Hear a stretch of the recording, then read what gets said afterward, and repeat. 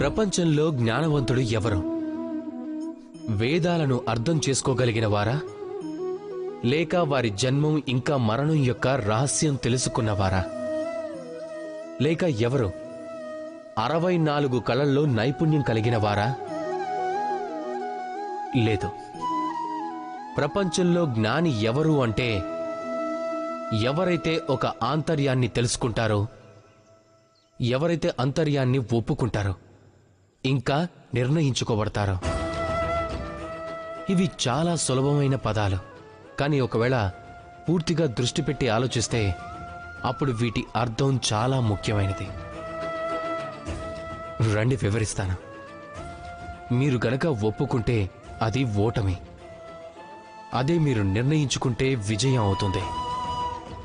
మీరు ఒప్పుకుంటే వారు మనవారవుతారు, అదే మీరు నిర్ణయించుకుంటే వారు శత్రువులవుతారు. మీరు ఒప్పుకుంటే రాయి కూడా దేవుడవుతుంది, కానీ మీరు నిర్ణయించుకుంటే కేవలం అది ఒక రాయి అవుతుంది.